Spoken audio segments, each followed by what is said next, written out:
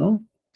Nuestro salón de clase es un salón virtual, pero es un salón siempre inclusivo. Esa ha sido una de las características que comentábamos justamente en sesiones pasadas sobre la docencia, sobre una buena práctica docente, el considerar siempre la inclusión, una perspectiva inclusiva, una perspectiva crítica, ¿verdad? Estuvimos comentando como un segundo elemento importante.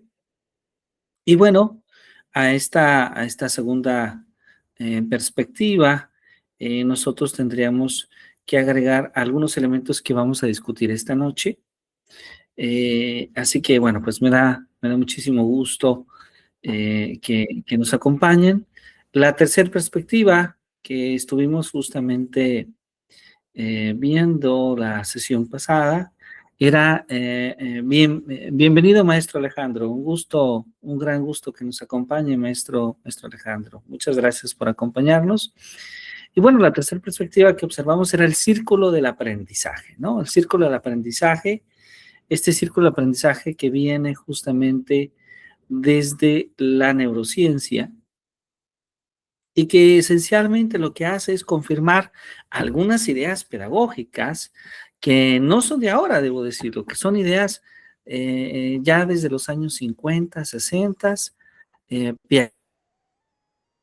tipo, pero finalmente hoy en día podemos decir desde la neuropsicobiología que al aprender, el aprendizaje tiene no solamente un componente cognitivo, sino que también tiene un componente afectivo.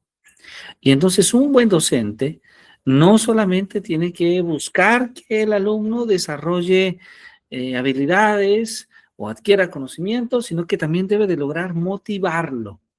Esa es una de las tareas más interesantes, motivar el aprendizaje. Y entonces, tenemos estas tres perspectivas, ¿verdad? Una clase inclusiva, una clase con una perspectiva crítica y una clase en la que buscamos motivar. Somos conscientes de la necesidad de motivar a nuestros estudiantes. Entonces, bueno, ahí tenemos estas tres características que son centrales en el trabajo educativo. Y bueno, el día de hoy vamos a agregar la última característica en esta sesión de cierre del seminario. Y me gustaría compartirles que para esta característica he pensado dividir la sesión en dos momentos. Un primer momento que tiene que ver con el uso de un audiovisual, un segundo momento que tiene que ver con el uso de una presentación. Voy a platicarles un poquito de una formación que yo he venido adquiriendo. Yo estudié, maestro Alejandro, también ciencias matemáticas, ¿sí? Y de hecho soy una persona que disfruta mucho de las matemáticas, pero me di cuenta en mi formación como docente, que además de las ciencias, eh, necesitaba formarme más como docente, desarrollar habilidades docentes, y hace algunos años me interesó mucho las ciencias del bienestar, ¿sí? Las ciencias del bienestar, que es un campo curiosamente definido entre la psicología, toma algunos elementos de la psicología, pero también toma algunos elementos de las ciencias del comportamiento, ¿sí? ¿Qué es lo que busca la ciencia del bienestar? Cuestionarnos sobre cómo vivir mejor. Esa es la gran pregunta. ¿Cómo vivir mejor? ¿Cómo ser mejores personas? ¿Cómo ser mejores docentes? Y tuve el privilegio de tener una gran profesora.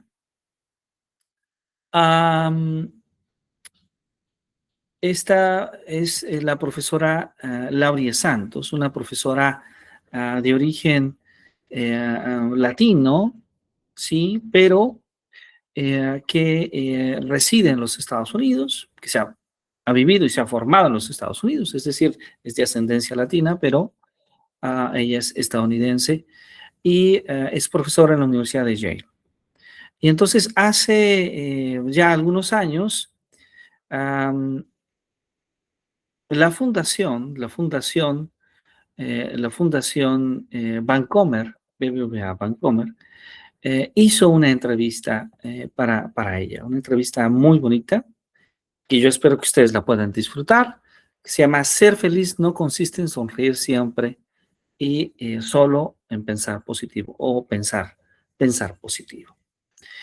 Ahí hace esta entrevista, que es de hace 6 años, la profesora Laura Santos nos habla justamente sobre lo que significa ser feliz y algunos aspectos considerar para alcanzar la felicidad. Desde luego que hay que ser muy respetuosos y muy serios porque no hay una receta para la felicidad. Esto es lo primero que habría que decir. No hay una receta para ser feliz, no hay una receta para ser un mejor profesor, pero lo que hay son algunos elementos que nos pueden ayudar, que desde la experiencia pueden ser útiles. Entonces, bueno, les invito a que puedan disfrutar de este video, esta entrevista, que a mí me pareció una entrevista formidable. Es una entrevista que hicieron a la profesora,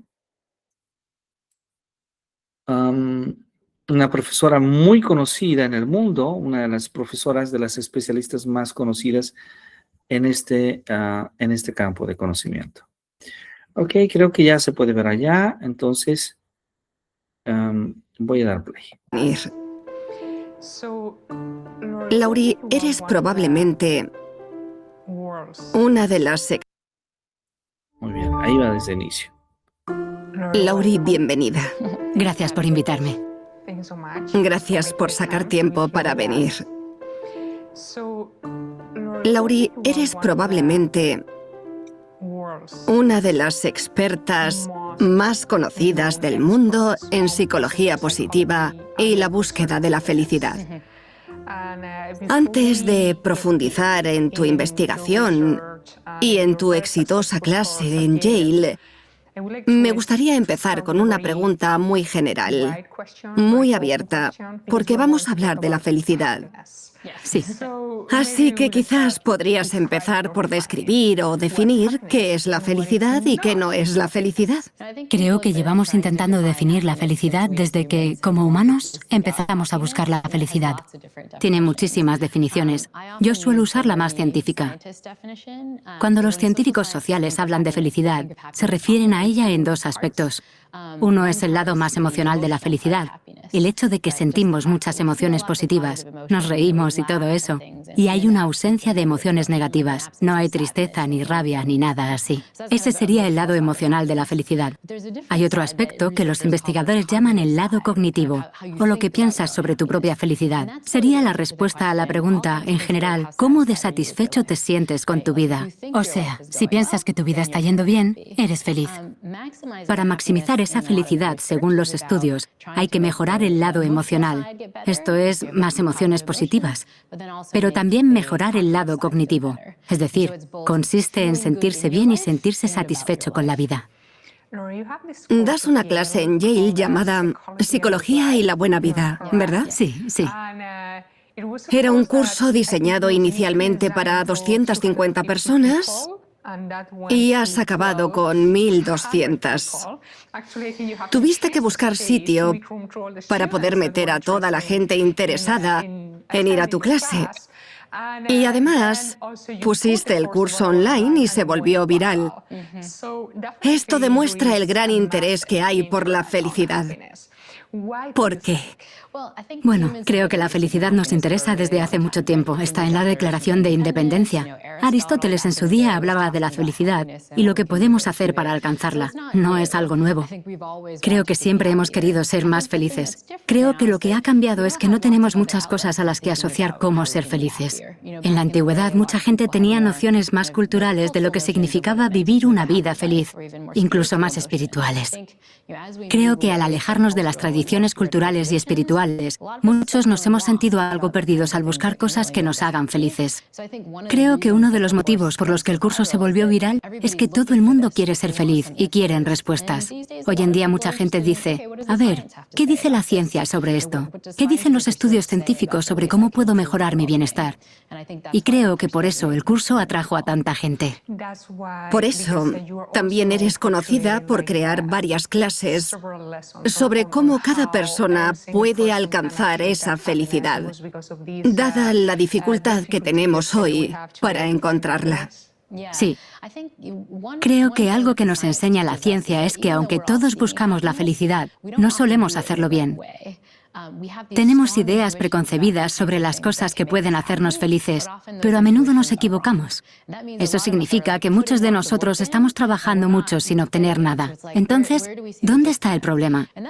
Creo que ahí puede ayudarnos la ciencia, porque lo que nos sugiere es que hay cosas muy simples que se pueden hacer para mejorar nuestro bienestar, pero tenemos que hacerlo. Y no suelen ser las cosas que creemos que funcionan. A nuestros estudiantes les damos una lista de estos son los comportamientos que te harán más feliz. La lista se confecciona estudiando a gente feliz. Es una manera interesante de hacer ciencia. Los expertos en psicología positiva van y encuentran a personas felices. Están ahí fuera, se les puede encontrar y les preguntan cómo se comportan, cuánto tiempo pasan en compañía, cuánto viendo la televisión o en el trabajo, y se obtiene un resultado antropológico sobre a qué dedican su tiempo. A partir de ahí se puede experimentar. Se coge a gente menos feliz, se les hace comportarse de la misma manera que las personas felices y se pregunta si ha mejorado su bienestar. Tenemos 2 décadas de investigaciones que sugieren que sí funciona, que copiar los comportamientos de la gente feliz te hace más feliz. ¿Qué comportamientos son? Creo que identificas 5, ¿no? Sí, hay varios. Uno muy importante y que no solemos tener en cuenta es dedicar tiempo a socializar. Todos los estudios a gente feliz sugieren que las personas felices pasan mucho tiempo con otros y pasan mucho tiempo con aquellos que les importan. Es algo que normalmente dejamos de hacer cuando estamos ocupados, pero lo necesitamos. Una de las cosas que recomendamos a los estudiantes es que dediquen tiempo a socializar. Les decimos, llamad a alguien con quien no habléis desde hace mucho tiempo, que echéis de menos, o charlad con un extraño en una cafetería. No pensamos que esas cosas nos pueden hacer sentir bien, pero nos dan más positividad y felicidad de la que esperamos.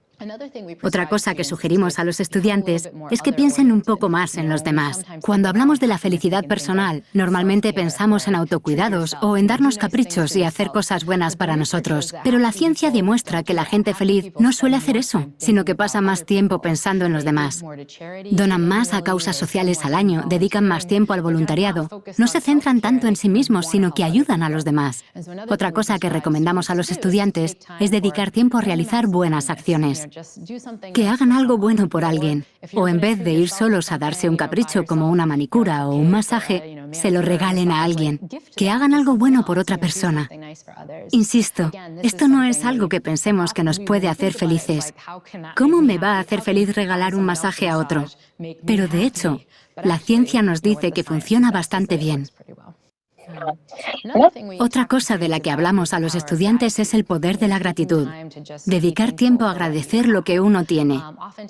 A menudo pensamos que la felicidad viene al obtener algo, pero los estudios muestran que suele surgir al apreciar lo que se tiene. Y esta es una que incluso como profesora de la felicidad me cuesta. Cuando por fin quedo con algún amigo y me preguntan qué tal, normalmente no pienso en todo lo que me va bien en la vida. A veces me gusta quejarme de que tal cosa o tal otra me han ido mal, pero la gente feliz no hace eso, sino que espontáneamente piensan en lo que les va bien. Y los estudios muestran que eso se puede copiar simplemente pensando en todas las cosas que te van bien, o escribiendo entre 3 y 5 cosas que agradeces al día. O aún mejor, expresando tu gratitud a los demás, tomándote el tiempo para decir a los demás que estás agradecido por lo que han hecho. Otra cosa que sugerimos a los estudiantes es que destinen tiempo para crear hábitos saludables de ejercicio y sueño. Normalmente lo primero que pasa cuando estamos estresados es que dormimos menos y que el ejercicio se queda atrás. Pero los estudios demuestran que solo media hora de cardio al día puede ser tan efectiva como un antidepresivo para reducir los síntomas de la depresión. Sabemos que el ejercicio es bueno para nuestro cuerpo, pero se nos olvida que también lo es para nuestra salud mental. Y el sueño lo es aún más. Es uno de los motivos por los que creo que vemos esta crisis de salud mental en las universidades, porque los estudiantes duermen, probablemente, entre 4 y 5 horas al día. Según los estudios, incrementar las horas de sueño puede ayudar mucho con los síntomas de falta de salud mental. Finalmente, suelo pedir a mis estudiantes que se tomen el tiempo para ser conscientes. Se habla mucho del poder del mindfulness y suena un poco a tontería, pero solo consiste en tomarse el tiempo para sentir el momento, centrar la mente en el aquí y ahora. Se ha demostrado que no lo hacemos a menudo. De hecho, pasamos casi la mitad del tiempo pensando en cosas que no pertenecen al presente, como qué vamos a cenar mañana o una conversación que tuviste con tu pareja ayer. No pensamos en presente. Y se ha demostrado también que eso nos hace infelices. Dicho de otra manera, todo el tiempo en que estamos divagando y pensando en otras cosas, somos menos felices que cuando nos centramos en el ahora. Por eso instamos a los estudiantes a ser conscientes. Como todo, hace falta practicarlo un poco, y una de las mejores formas de hacerlo es dedicar tiempo a meditar, unos 5 minutos al día. Te sientas y te centras en tu respiración. Cada vez que se te va la mente, la traes de vuelta al presente. Este tipo de prácticas pueden reducir el parloteo mental, no solo cuando lo haces, sino habitualmente. Y eso es posible cambiando la configuración de nuestro cerebro. Lo normal es que nuestra mente se ponga a divagar cuando no estamos prestando atención, pero esas regiones del cerebro se vuelven cada vez menos activas cuanto más meditación practicas. Había leído que uno de los ejercicios que mandas a tus estudiantes es que escriban durante una semana todas las cosas por las que se sienten agradecidos. ¿Qué has observado cuando pides esto a tus estudiantes? ¿Cómo reaccionan? Bueno, al principio muchos reaccionan como creo que reaccionaría mucha de la gente que está viendo esto. O sea, vale, ¿cómo me va a hacer eso más feliz? No es algo en lo que se centre mucho un universitario. No se centran en lo que agradecen, sino en sus problemas. Ahora mismo en las universidades son muy populares los memes, pequeñas imágenes que utilizan para comentar sus vidas. Y hay muy pocos memes positivos que hablen de lo que agradecen. Suelen ser quejas. Se quejan sobre el comedor, sobre las colas que tienen que hacer, sobre la comida, se quejan de todo. Pero les reto a pensar de otra manera, a pensar en hacer un meme positivo. Creo que al principio eran muy escépticos, pero una vez empezaron a hacerlo, vi un par de cosas muy interesantes. La primera es que los estudiantes me contaban motu propio lo poderoso que era hacer esto, especialmente durante las épocas de más estrés. Una estudiante me contó que estaba en medio de la época de exámenes, unas semanas muy estresantes, y sentía que las cosas se le estaban yendo de las manos, y dijo, vale, ¿qué agradezco? Y fue como, tengo a mis 2 padres y a mis 4 abuelos, y estaba muy unida a su familia. Y me dijo, al sentarme y pensar en eso, fue como si no importara nada más. ¿Qué más da si saco mala nota en un examen? Lo que importa lo tengo, y estoy muy agradecida por ello. Por eso, creo que el poder de la gratitud puede recordarnos lo que realmente importa, y que no necesitamos nada más. Tenemos todo lo que necesitamos. Hablando de esto, sobre todo en nuestra sociedad, cuando nos paramos a pensar en las cosas buenas, la mayoría de las veces hay más cosas buenas que malas en nuestras vidas, pero parece que estamos siempre infelices. Y tú planteas esta idea, y me gustaría que me lo expliques, sobre lo doloroso que puede ser compararnos constantemente con los demás. Sí. Muchos de nosotros somos infelices la mayor parte del tiempo, y creo que se debe a que no hacemos lo que debemos para ser felices, y tenemos muchos mecanismos para buscar cosas que no necesitamos. Hay partes de nuestra mente que nos hacen sentir muy mal. Has mencionado una muy importante, compararnos con los demás. Una característica muy absurda de nuestro cerebro es que no pensamos en términos objetivos, sino relativos. Lo que quiero decir es que, por ejemplo, no piensas en tu salario en términos objetivos, sino, he ganado más que el año pasado, o gano un poco menos que tal persona, tu vecino o quien sea. Nunca pensamos en nada únicamente en cuanto a lo que tenemos, sino que lo comparamos con lo de los demás. He puesto el ejemplo del dinero, pero lo hacemos con todo. Dinero, posesiones materiales, como tu casa o tu coche, apariencia, tiempo libre. Cualquier mínimo lujo que tengamos lo vemos en términos relativos, en vez de objetivos. Y lo hacemos de tal manera, relativizamos las cosas de manera que nos sentimos especialmente mal. Porque no comparamos nuestro salario con el de alguien que acaba de perder su trabajo o que gana muy poco dinero, sino con gente muy rica. Nunca miramos Instagram y nos comparamos con gente que no es atractiva, sino que elegimos a Beyoncé, modelos y gente así para hacerlo. Eso significa que estamos constantemente evaluando las cosas que tenemos en relación con un punto de referencia que a menudo nos hace sentir mal. Lo bueno es que, aunque no podamos evitar comparar, podemos encontrar puntos de referencia que nos hagan sentir algo mejor. La próxima vez que te preocupe tu salario o tu casa, piensa que alguna gente no tiene nada de dinero o vive en la calle, cosas así. Y así podemos usar la comparación social para aumentar nuestra felicidad. Solo tenemos que hacer que la mente trabaje un poco más, porque normalmente se compara con los aspectos que nos hacen sentir mal. Pero en vez de quedarnos con eso, podemos encontrar otros que nos hagan sentir bien. Otra característica de las comparaciones que nos hace sentir mal es que a menudo las hacemos mal o poco precisas cuando pensamos en lo bien que vive otra persona. Uno de los estudios que me gusta compartir en la universidad consulta a los alumnos y les pregunta cuántas veces les ha pasado algo muy bueno o muy malo. Cuántas veces han ido a una fiesta muy chula o han sacado muy buenas notas. Cuántas veces les ha despreciado la persona que les gusta o han sacado malas notas o se han quedado sin ir a fiestas o han echado de menos su casa. Todo esto lo apuntan y luego se les pregunta cuál creen que es la media de cosas buenas y malas para el resto de estudiantes. Y lo que se ve es que piensan que a los demás les pasan muchas más cosas buenas de las que les pasan en realidad. Creen que el 50% de estudiantes sacan muy buenas notas cuando solo lo hace el 30 y algo.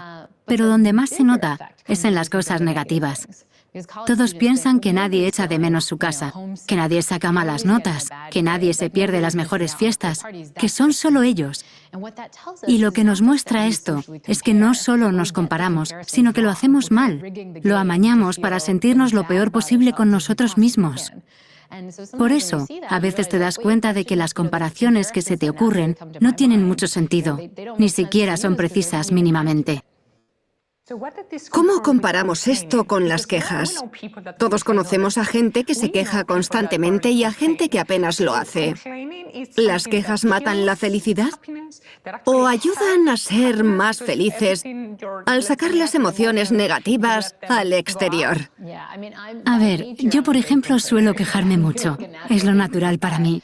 Pero los estudios dicen que no aumenta tu felicidad como crees que lo hace, ya que a veces pensamos que al quejarnos nos quitamos eso de encima. En cambio, lo que hace es hacer que nos centremos en las cosas malas, en las comparaciones, los problemas, las cosas que no agradecemos. Si cambias el chip y centras tu energía y tu atención en las cosas por las que estás agradecida, se ha demostrado que te sentirás mucho mejor. Un estudio pidió a gente que hiciera listas y en vez de poner los problemas del día a día o las cosas de las que se quejarían, debían apuntar las cosas buenas por las que se sentían agradecidos. Ese cambio tan simple, el no apuntar 5 cosas malas, sino 5 cosas buenas, podía mejorar el bienestar de la gente en cuestión de semanas.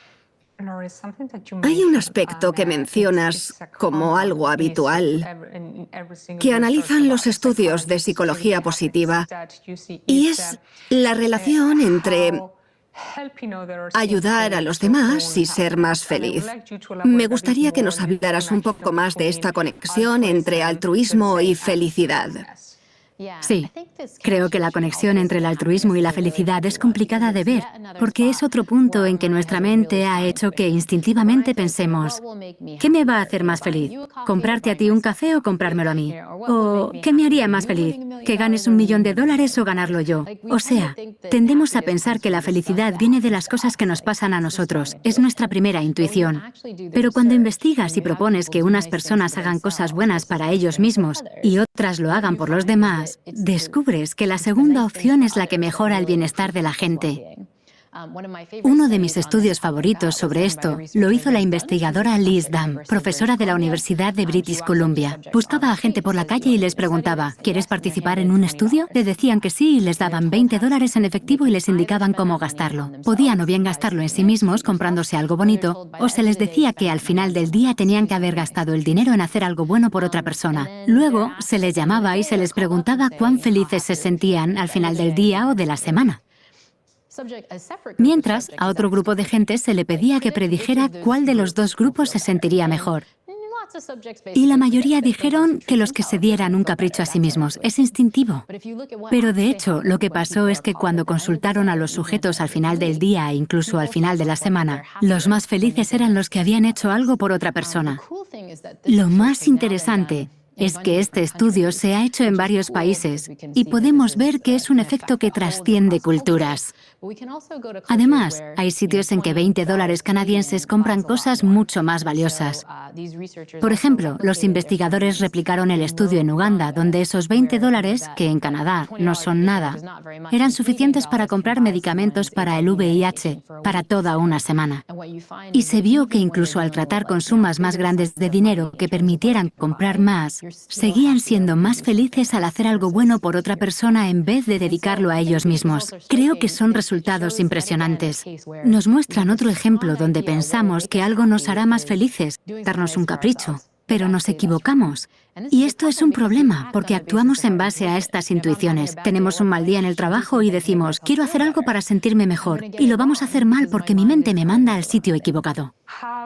¿Cómo cambia la desigualdad económica o el vivir en un entorno complicado la percepción de la felicidad, de lo que significa ser feliz? Sí, parte de esto tiene que ver con cuánto mejora tu bienestar el cambiar tus circunstancias. Y aquí es donde nos solemos equivocar los privilegiados. Pensamos que para ser felices necesitamos una nueva relación, otro trabajo, más dinero, etc. Y para la mayoría cambiar sus circunstancias no va a influir tanto como creen. Si tienes comida en la mesa y un techo sobre tu cabeza, ganar más no va a tener el efecto que crees que tendrá, sobre todo en Estados Unidos. Si ganas $75,000 al año en Estados Unidos, ese es el tope. Es la mayor cantidad de dinero que influirá en tu felicidad. Es decir, si ganas $75,000 y te cuadriplican el salario, no vas a tener un cambio proporcional en tus niveles de estrés o de emociones positivas. Pero eso es lo que suponemos, y la mayoría de los que nos escuchan estarán en esta posición privilegiada. Si no tienes estos privilegios, es decir, si vives en la pobreza, si eres un refugiado, si vives en una situación de violencia doméstica, sí, cambiar tus circunstancias te va a ayudar mucho, y es lo que deberías hacer. Pero el problema es que creo que vemos esos casos en que pasas de ser pobre a no serlo, y los tomamos como ejemplo para generalizar y decir que todo lo que necesitamos para ser felices es cambiar nuestras circunstancias. Cuando en realidad la mayoría de nosotros estamos bien, nuestras circunstancias son lo suficientemente buenas y la felicidad vendrá al cambiar nuestros comportamientos. Una manera de enfocar esta pregunta es comparando diferentes culturas. Hay muchos datos. Se pueden comparar países y ver países con rentas más bajas y otros con rentas más altas. Y también países con diferentes niveles de desigualdad para intentar averiguar cómo afecta a la felicidad de la gente. Y lo que descubres es que si vas a un país donde la mayoría de la gente vive en la pobreza o donde carecen de las libertades básicas, es decir, donde sus circunstancias son muy malas, pues no son tan felices como otros países con mejores condiciones. Pero la relación no es tan estricta como uno creería. Y eso es en parte porque a veces incluso los individuos que viven en circunstancias complicadas tienen comportamientos que aumentan su bienestar. Suelen ser comunidades con conexiones sociales muy fuertes, con un sentido de comunidad muy fuerte, mucha caridad y cosas así.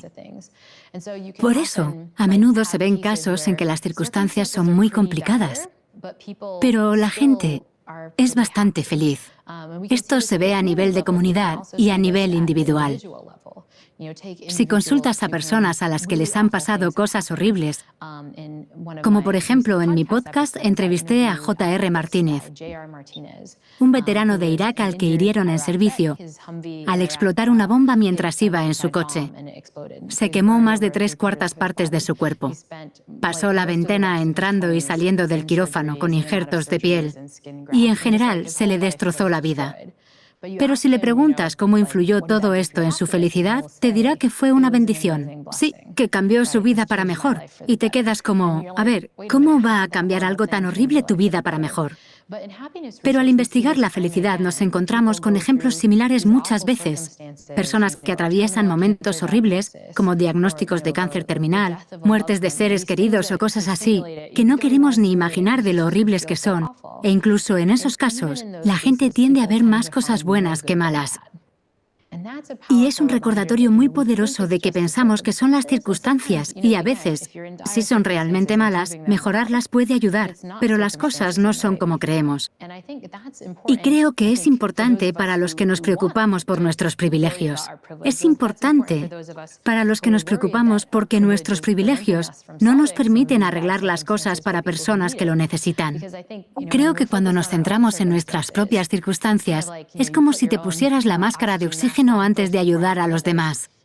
Estamos tan convencidos de que tenemos que cambiar nuestras circunstancias para ser felices, que no tenemos tiempo, ganas ni medios para ayudar a los que realmente lo necesitan.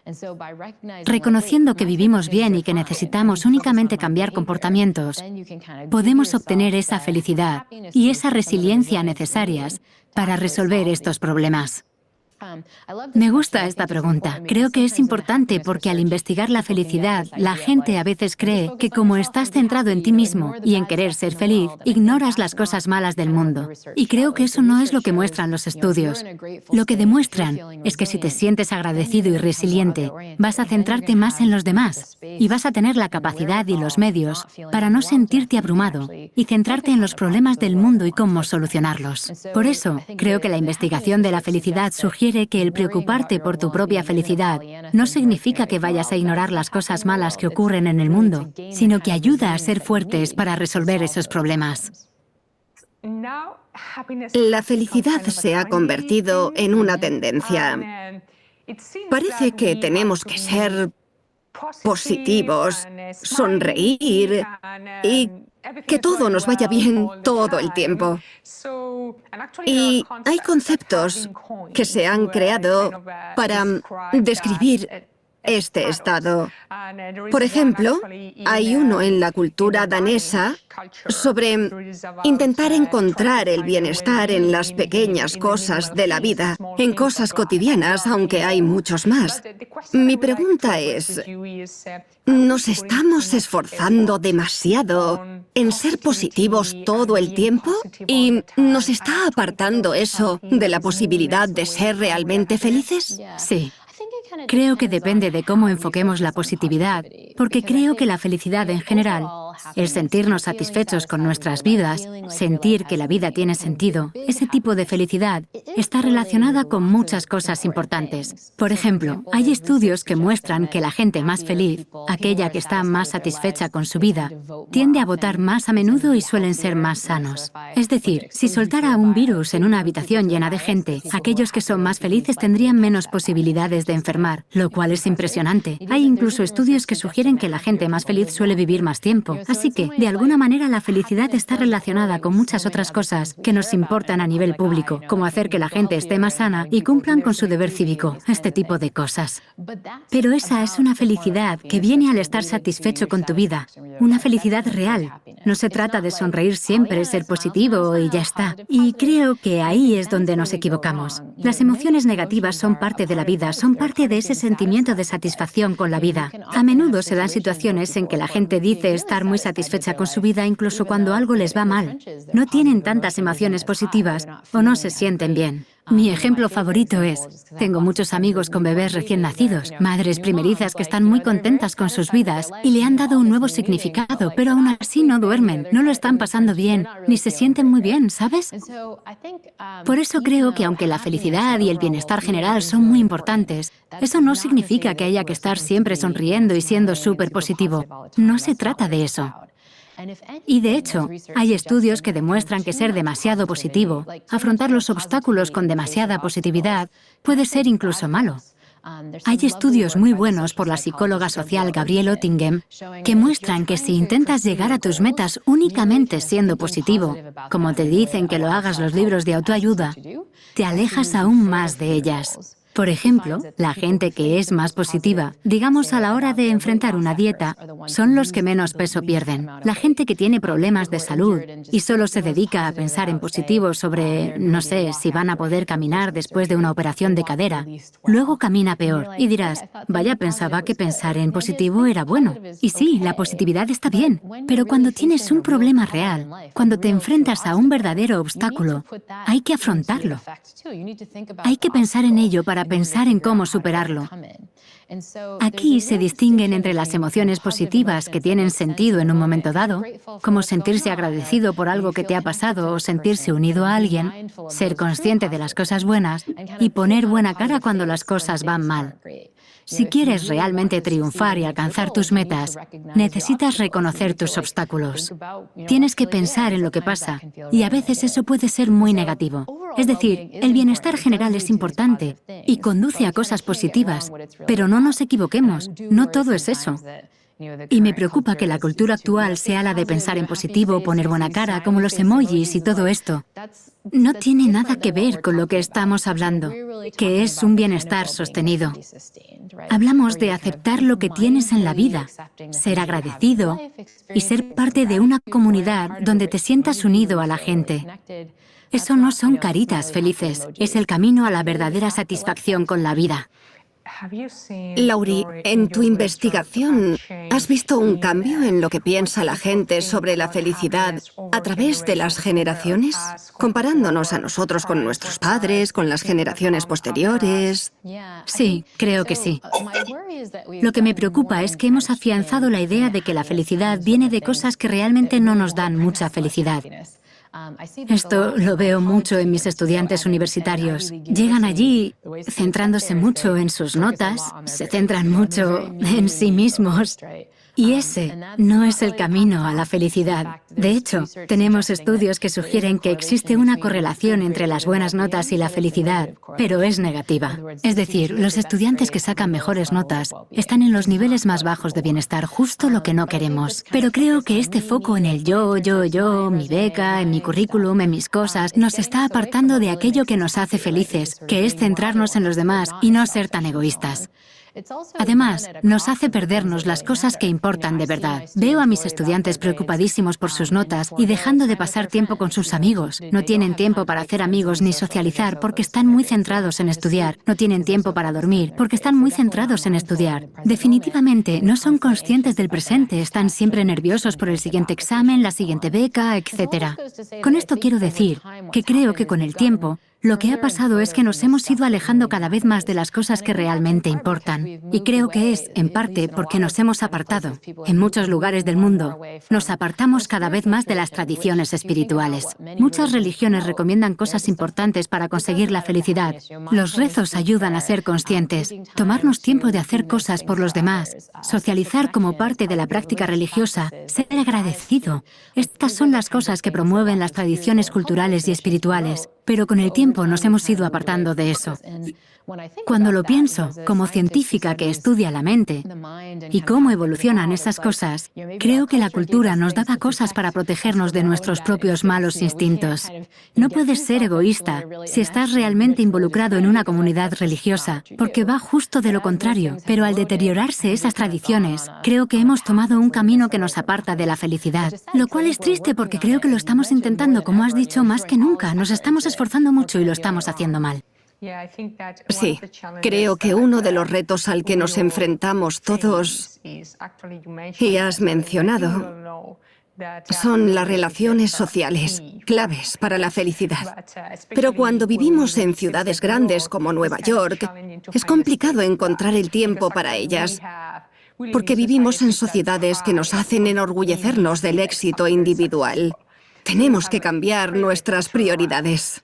Sí, y creo que es muy triste porque, de nuevo, estamos poniendo mucho esfuerzo en nuestras carreras, salarios, en el currículum, en tener premios, conseguir socios y ascensos. Y esas cosas no nos hacen felices.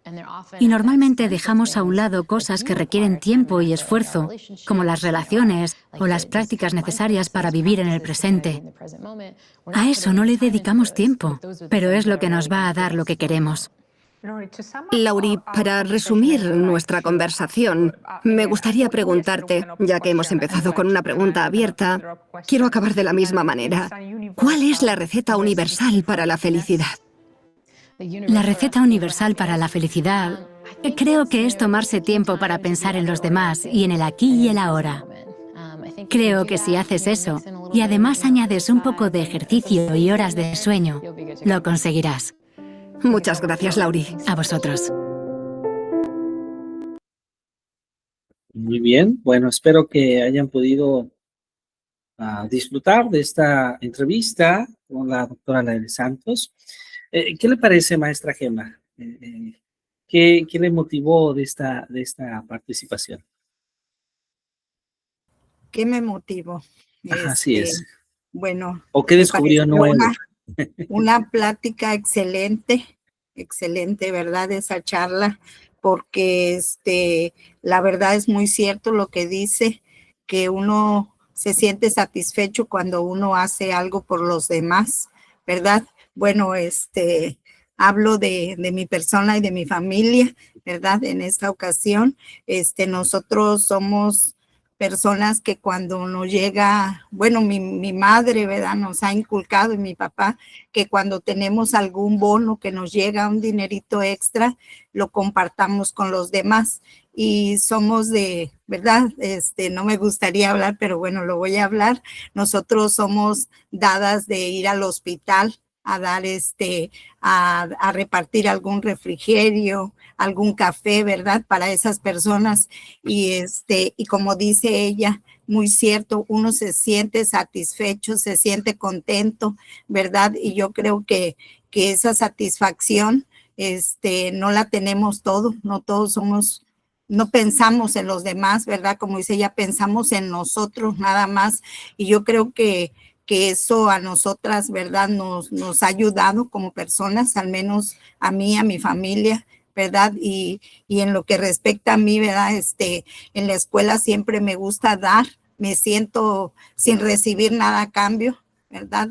Me gusta otorgarles algo tanto a mis niños como a mis padres de familia. Yo creo que esto que dice ella, ¿verdad? Le vuelvo a repetir, es muy cierto. Si no descansamos, pues no disfrutamos, no somos felices, estamos de mal humor, ¿verdad?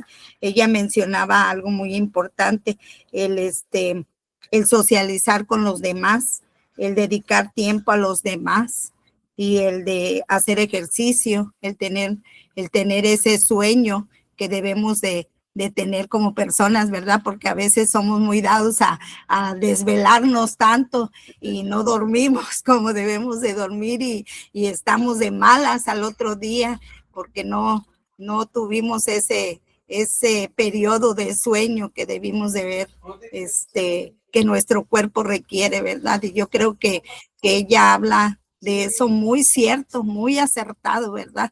De que nosotros tenemos que aprender a pensar también en los demás, porque luego pensamos más en nosotros y no pensamos en los demás. Excelente, excelente. Muchísimas gracias. Muy bien, muy bien. Este es mucho de lo que nos dice Laure Santos. Muchas gracias, maestra Gemma. Muy bien. Maestro Alejandro, ¿qué le parece esta parte? Es una parte mucho más humana. ¿Hay alguna parte de este video, de esta entrevista, que le haya motivado, que le haya hecho preguntarse algo o reflexionar sobre algo? Sí, buenas noches. ¿Sí me escuchan? Sí, ¿verdad? Sí, buenas noches, lo escuchamos bien, sí. Pues que toca muchos temas. Bueno, por ejemplo, una de las cosas que menciona, por ejemplo, de algunos estudios, que menciona uno que se había hecho de Estados Unidos, que había como que un mínimo, digamos, de salario, y ya a partir de ahí, pues no era muy relevante, o sea, tener un ingreso extra o a partir de tener esas necesidades cubiertas, que ya no era relevante pues ganar más, tener un mayor salario. Pero pues sí menciona que existe ese mínimo, ¿no? Ese mínimo. Entonces eso es algo que me llama la atención. Por ejemplo, ¿cuál sería el mínimo en México? Y, y bueno, pues también menciona que, o sea, que pues en términos de la felicidad, pues ahorita estamos en condiciones muy superiores a las generaciones anteriores. Sin embargo, pues al parecer no somos más felices, sino más infelices. Y entonces, pues eso sí, sí me da mucho a qué pensar. O sea, ahí menciona que no, pues que la gratitud es un buen paso para superar eso o sentirse más satisfechos. Pero pues como que, bueno, al menos a mí no me termina de convencer tanto. O sea, siento pues que sí es una parte interesante, pero siento que hay más de las condiciones pues materiales actuales, ¿no? De toda nuestra educación que hemos tenido. Por ejemplo, a mí me tocó de que no, pues estudia una licenciatura, ¿no? Y ya estudiando la licenciatura, pues en principio vas a tener un mejor empleo y una mejor situación, pero pues ahorita como que, pues ya de todo lo que he vivido, pues como que siento que como que eso es un discurso que ya se dejó muy atrás y está sobrepasado. Es eso, por ejemplo, siento que Mm, es una condición que existe ahorita y no solamente eso de la gratitud, ¿no? Sino que toda nuestra historia nos llevó a querer hacer algo o tener una idea y ahorita nos enfrentamos como a la realidad que no, siento yo que pues, no era cierto lo que nos contaron.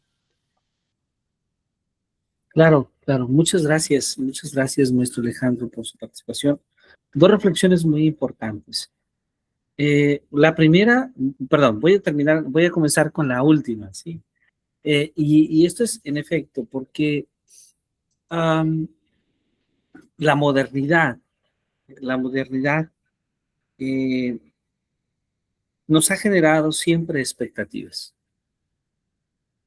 Y hace un tiempo, hace algunos años, yo me atrevería a decir un par de décadas, tal vez 2 o 3 décadas, estudiar una licenciatura parecía suficiente. Parecía suficiente para tener la posibilidad de emplearse, de tener una condición de vida um, digna. Sin embargo, la modernidad se transforma muy rápido y de repente en nuestro país hemos tenido una gran explosión, una gran necesidad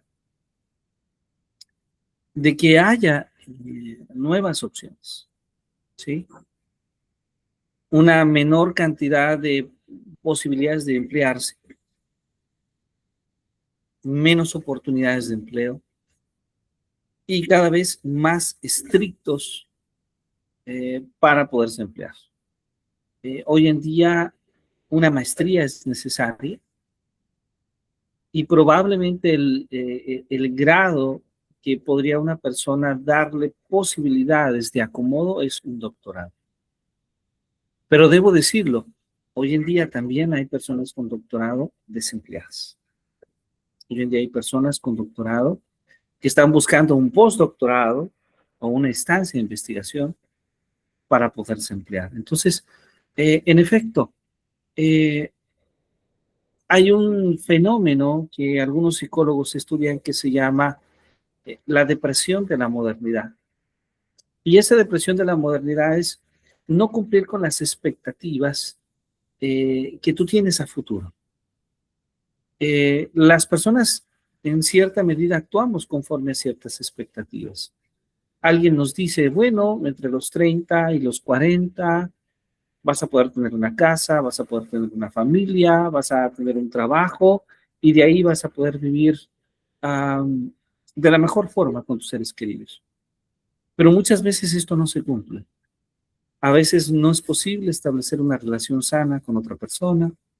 A veces no es posible encontrar el trabajo que tú aspiras o que deseas tener. A veces no es posible encontrar esa manera de tener una vida mucho más digna. ¿Son factores externos? Sí. ¿Y son factores determinantes? Parcialmente sí. no plenamente determinantes, pero sí parcialmente determinantes, porque el factor interior, que es la actitud que nosotros mostramos ante los hechos, es un factor que también es determinante. Ese es un punto. Y el primer punto es muy interesante, porque hay una condición que es diferente en Latinoamérica, en África y en algunas partes de Asia, a lo que realmente sucede en el norte de América y Europa.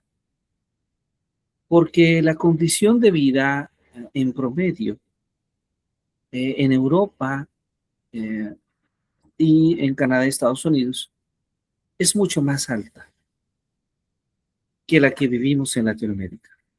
Entonces, el impacto de los factores externos es mucho mayor en Latinoamérica, porque en Latinoamérica tenemos que estar pensando en cómo pagar la colegiatura, en cómo alimentarnos, en cómo transportarnos, eh, en cómo va el trabajo para poder sobrevivir. Esa situación se vive distinto en Europa. Y claro, no estoy diciendo que en Europa no hay pobreza, sí la hay, pero los porcentajes de pobreza son mucho menores. Los porcentajes de pobreza en Estados Unidos y Canadá son mucho menores. Y es una pobreza distinta. Esto hace, maestro Alejandro, que una vez que la persona alcanza una condición de vida digna, y con ello me estoy refiriendo a tener dónde vivir, a tener que comer, a tener vestido, a tener condiciones para su familia, lo que sigue no genera un impacto mayor. De hecho, hay algunos estudios, algunas investigaciones históricas que nos hablan de cómo en las culturas, las culturas que alcanzan, que logran que sus ciudadanos tengan mejores condiciones de vida, se empiezan a convertir en culturas donde aparece con mayor influencia el arte, la filosofía, la literatura, las letras, la música, la cultura en lo general, porque las personas pueden destinar un tiempo. Eso es mucho más complejo en América Latina, porque en América Latina la gran mayoría de los latinos tenemos que preocuparnos por condiciones esenciales, ¿sí? Diría un profesor. En Europa las personas están preocupadas por la reflexión filosófica, pero nosotros antes de esa reflexión filosófica tenemos que preocuparnos por tener que comer. Y eso desde luego es una condición externa que lamentablemente nos impacta. Sin embargo, lo que estudian las ciencias del bienestar, ciencias del comportamiento, es qué actitud nosotros podemos presentar a ello. Y un aspecto relevante, maestra Carla, que me gustaría mencionar, maestra Aide, es lo que la doctora comenta justamente en personas en situaciones mucho más complejas. Y esto tiene que ver con la propia valoración que hace el ser humano. En el día a día, en esa compleja situación que vivimos, dejamos de valorar lo esencial y a veces lo hermoso de la vida.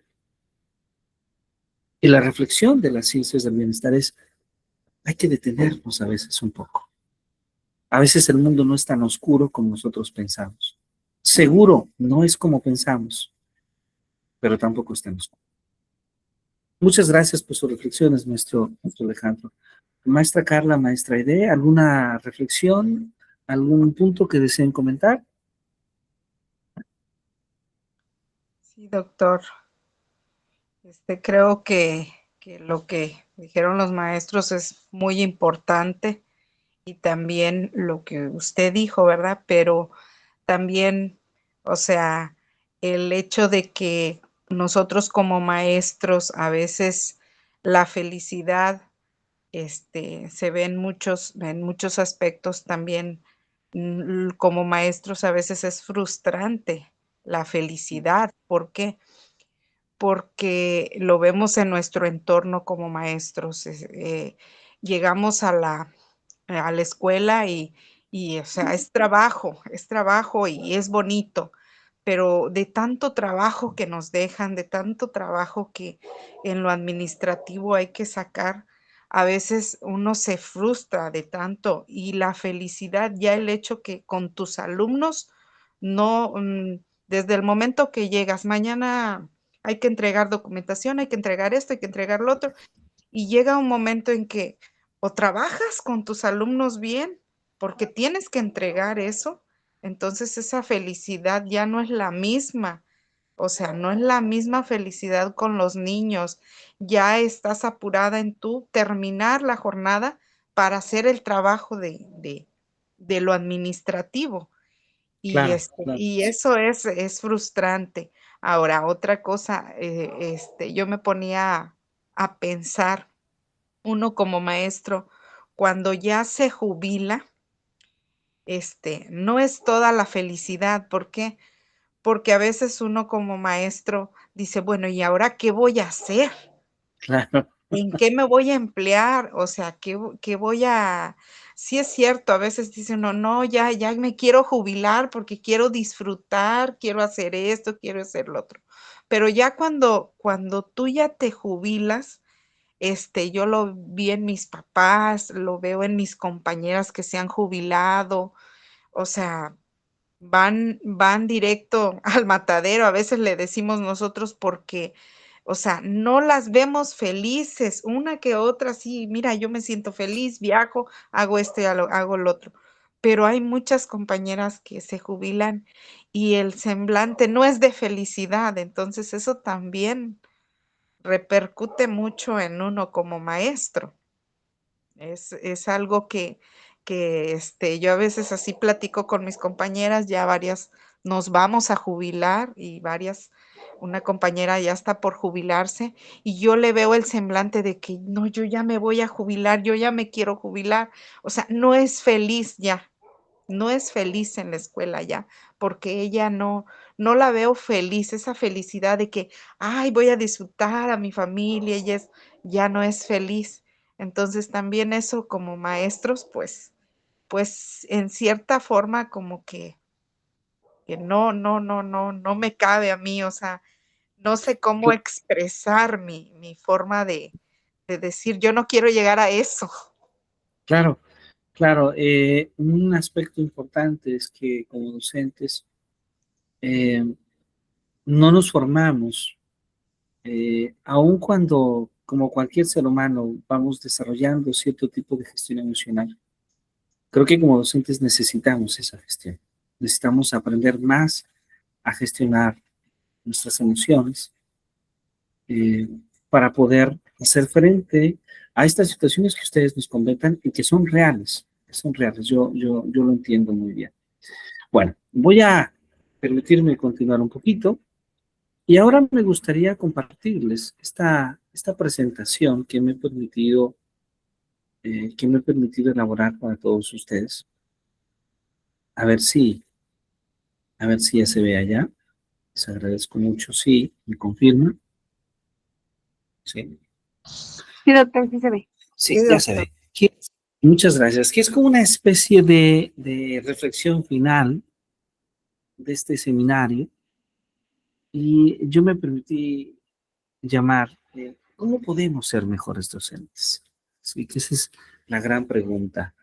Eh, no hay una receta para ser un mejor docente, no hay una fórmula que nos permita saberlo, sin embargo, eh, hay algunos aspectos que son identificables generalmente en una buena práctica docente.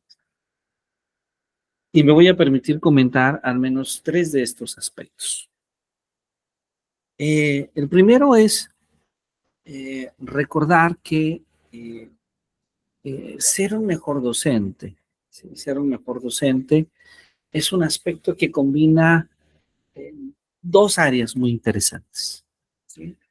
Por una parte, la ciencia del aprendizaje, y esta es una ciencia, ¿sí? Las teorías del aprendizaje en general tienen una base científica sólida. Pero al mismo tiempo que hablamos de una ciencia, hablamos de algo que no es una ciencia, que es cómo nos conectamos como humanos, cómo nos conectamos con nuestros estudiantes, con nuestros colegas profesores, con nuestra comunidad escolar. Y entonces, un docente, por un lado, combina esos saberes de la técnica, pero los combina con un arte, con el arte de conectarse con las personas. Y me gusta mucho esta frase, porque creo que es muy real. Una frase que nos dice que entonces no se trata de saberlo todo. Nadie sabe todo, ¿sí? De lo que se trata es justamente de poder crear condiciones para que las demás personas descubran lo que son capaces de hacer. De eso se trata, ¿sí? No se trata de saberlo todo, sino de crear condiciones para que las personas puedan descubrir en ellas sus capacidades, sus virtudes, puedan encontrarse consigo mismos y transformarse, evolucionar. En eso consiste ser un mejor docente. Ahora, esto que digo en palabras muy bonitas no es una tarea nada simple. Porque uno de los primeros aspectos que requiere es centrarse en la dimensión humana.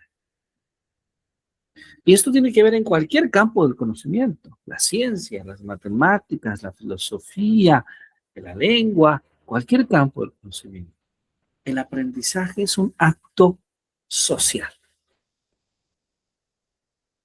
Entonces, si no hay conexión con las personas, difícilmente hay una transmisión efectiva del conocimiento. El aprendizaje es social. Requerimos del otro para poder enseñar. Y el otro requiere de nosotros para aprender mejor. El otro puede aprender mejor, sí, pero con un buen maestro, con una buena maestra, puede aprender. Y entonces, hay tres aspectos importantes en esta dimensión humana. El primero que me gustaría compartirles es practicar la escucha. Hay que escuchar más a nuestros estudiantes. Hay que escuchar sus necesidades, hay que escuchar sus intereses. Hay que conocer más a nuestros estudiantes, que por cierto, esto tiene que ver con algo que comenté en la primera clase cuando hablábamos de las dimensiones del docente en un modelo educativo mexicano ya anterior. Segundo, el crear un entorno de seguridad psicológica. Esto es muy importante. Que el alumno se sienta en un espacio seguro, en un espacio donde es valorado, en un espacio donde es respetado, en un espacio donde no se le excluye, donde no se le discrimina. Porque a veces la escuela puede ser un espacio donde a veces nosotros, los docentes, discriminamos, intencionada o no intencionadamente.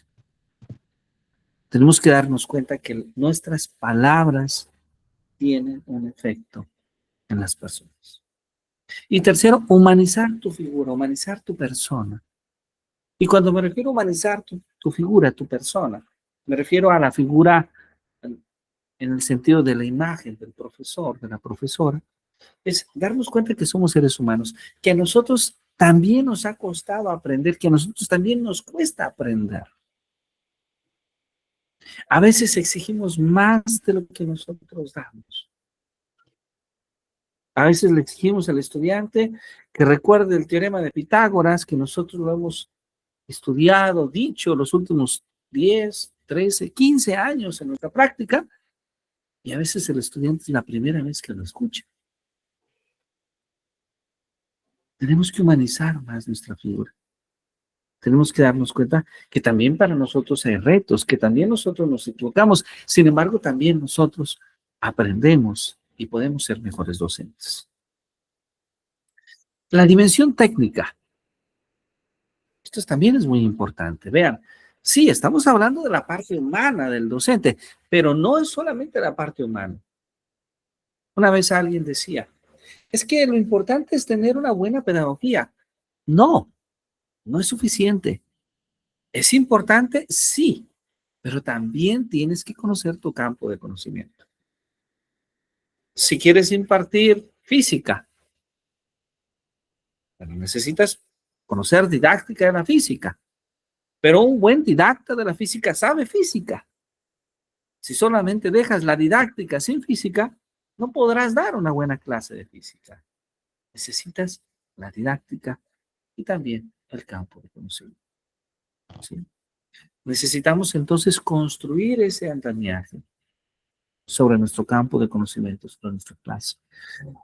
Poder dar un feedback al estudiante en los procesos de evaluación, en sus preguntas, que les motive, a veces que les exija, a veces que les reprenda, a veces que les llame la atención, a veces que los felicite, pero siempre desde una perspectiva humana y respetuosa.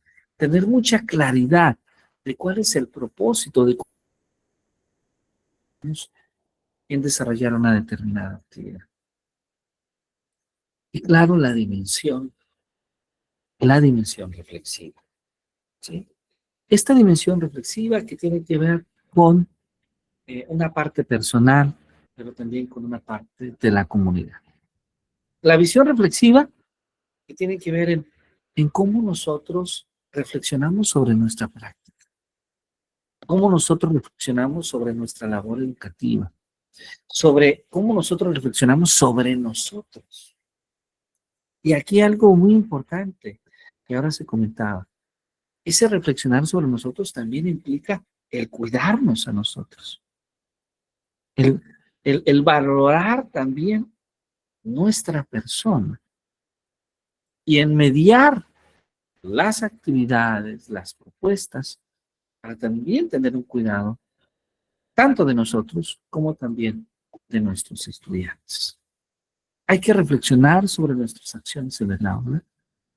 Y desde luego, una parte importante que nos ayuda sobre esa reflexión son las comunidades de práctica.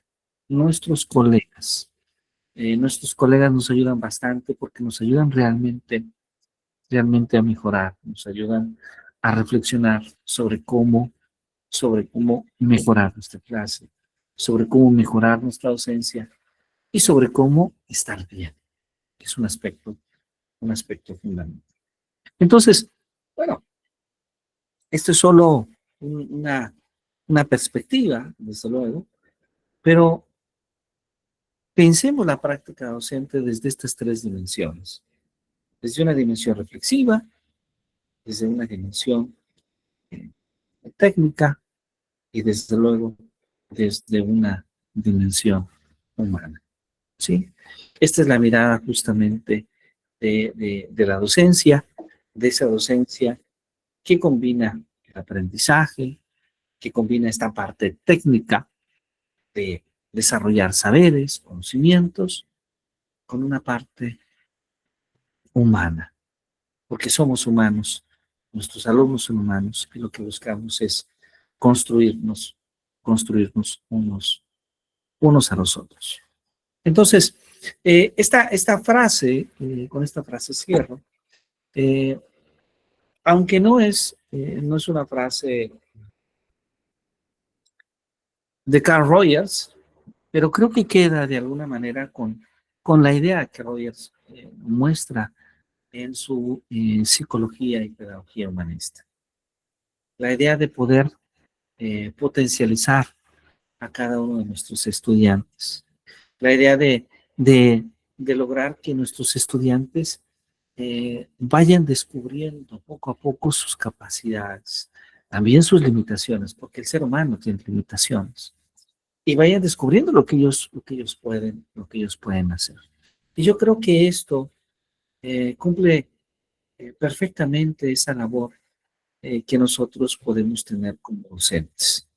El despertar el interés de nuestros estudiantes, el despertar la creatividad de nuestros estudiantes, pero la labor de nosotros como docentes es crear las condiciones para que eso se dé, sin olvidar que el responsable, que siempre responsable de aprender, es el estudiante. ¿Sí? Como bien lo decía Tomás de Aquino, la labor del profesor es crear las condiciones para que el aprendizaje se dé, pero el que aprende o el que decide no aprender siempre es el estudiante. Bueno, pues yo agradezco muchísimo que nos hayan acompañado estas 4 sesiones. Yo he sentido que ha sido muy rápido, pero han pasado 4 semanas. Mi agradecimiento para todos ustedes. No tenemos sesión en el programa de maestría el próximo jueves, porque recordemos que siempre que hay cambio de seminario hay como un pequeño descanso, que también es necesario, ¿verdad, maestra Gema? Entonces no tenemos sesión el próximo jueves, pero sí tenemos sesión en 15. Ya les estaremos a través del grupo de WhatsApp comentando el siguiente docente. Yo agradezco su atención a estas 4 sesiones. Y no sé, maestra Carla, si usted tenga alguna reflexión final o si alguien desee compartir alguna reflexión final del seminario. Agradecer, doctor, esta información nueva porque muchas veces pensamos que la docencia no tiene nada que ver con nuestras emociones y como comentaban en el video anterior, a lo mejor ponernos también nosotros la meta de hacer esas actividades que podrían llevarnos a lograr esta felicidad y transmitir esta felicidad a los chicos. Y a ellos también motivarlos a que realicen actividades que los hagan más felices. Yo siempre he dicho que las personas más felices dañan menos a otras y generan una sociedad en la que podemos convivir mejor y aprender más. Claro, Eso esto que usted dice es muy, muy, muy importante. Eso pues con el video de las emociones y con esta última me gustó mucho la frase que mencionaba porque a veces tomamos la docencia como, voy a enseñar y ya, punto. No me relaciono, no convivo, no sé nada de mis alumnos y eso limita de alguna manera el aprendizaje y también nos limita a nosotros a seguir creciendo como personas. Claro, claro que sí. Somos personas y tenemos que cuidar a las personas, tenemos que cuidar a los estudiantes. Pero la palabra cuidar en este sentido es, quiero tomar una frase de un filósofo y un matemático mexicano muy, muy importante, al menos en las últimas décadas en nuestro país, que es Raimundo Morado Estrada. Y Raimundo dice una frase, dice, hay que ser muy exigente con las ideas, muy exigente con las ideas, pero profundamente amable con la persona. Hay que cuidar la persona, pero hay que separar la persona de sus ideas. Y a veces esto es difícil, porque a veces queremos atacar las ideas y en lugar de eso atacamos a la persona, por ejemplo. ¿Sí? Entonces, a veces queremos la mejora de la persona, ¿sí? Y aunque tenemos una buena intención, pero en lugar de lograr la mejora de la persona, atacamos a la persona y no logramos que sus ideas florezcan. Entonces, ahí hay una gran labor que tenemos que cuidar como docentes. Yo, cuando hice mis años, los hice en una facultad donde había muy poca pedagogía. En la Facultad de Ciencias, recuerdo algunos profesores que en las primeras clases decían, bueno, es que hay demasiados estudiantes ahora, debería de haber menos, seguramente deberían de estudiar historia o filosofía o contabilidad o ingeniería, Y esto, con el paso de los años, quiero entender que los profesores lo hacían con un fin positivo. Buscaban que los estudiantes se confrontaran, tuvieran un reto, pero lamentablemente a veces no lo hacían con las mejores palabras. Y había personas valiosas que dejaban de estudiar ahí porque creían que no tenían la capacidad para seguir ahí. Entonces, hay que cuidar a las personas, pero ser exigente con las ideas. Muchas gracias, maestra Carla. Pues mi agradecimiento para todos y para todas. Vamos con ello a cerrar nuestro seminario. Y bueno, nos vemos en 15 días para saludarles un poquito. Que estén muy bien. Es un gran placer saludarles. Que tengan una muy bonita noche. Buenas noches, doctor. Buenas noches. Muy buena noche. Luego. Que Hasta la pasen luego. muy bien. Hasta luego. Buena noche. Igualmente. Buenas noches. Muchas gracias. Buenas noches, doctor. Muy buena noche. Que Un descansen. aplauso bien grande para usted. Gracias, muy amable. Gracias, muy bonita noche. Buena noche. Gracias, doctor. Buenas noches. Gracias a usted. Buena noche.